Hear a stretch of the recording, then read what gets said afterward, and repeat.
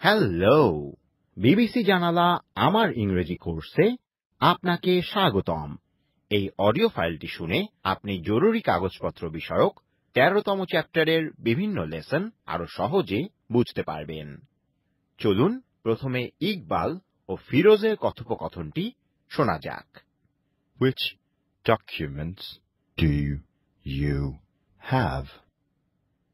I have an ID card. Do you have a passport? No, I don't. Can I see your ID card, please? Yes, of course. চমৎকার! আপনি নিশ্চয়ই ইকবাল ও ফিরোজের কথোপকথনটি মনোযোগ দিয়ে শুনেছেন। এবার আমরা শুনব চ্যাপ্টার 13 এর জরুরি কাগজপত্র বিষয়ক ইংরেজি শব্দগুলো। শব্দগুলো আপনি প্রথমে বাংলায় ও পরে ইংরেজিতে শুনবেন। ব্যাংক হিসাব, Bank account. জন্ম নিবন্ধন সনদ, Birth certificate. ডিগ্রি পরীক্ষা পাশের সনদ, Degree certificate.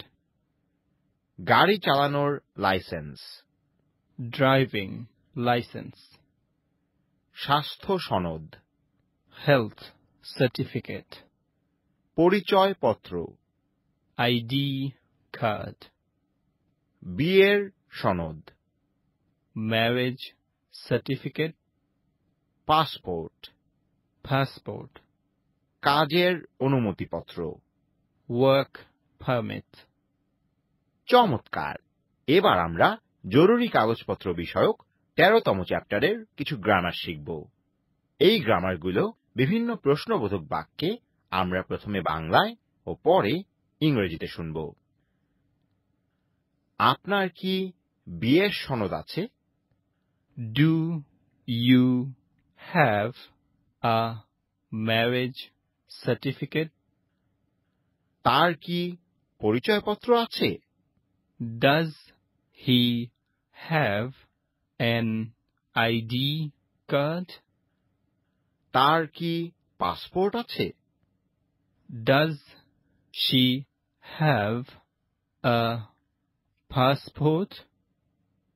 তাদের কি কাজের অনুমতিপত্র আছে?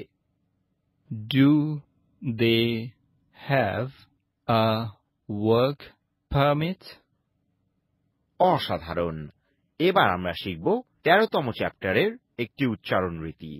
এখন আপনি শুনবেন I do not have a passport O he does not have a passport।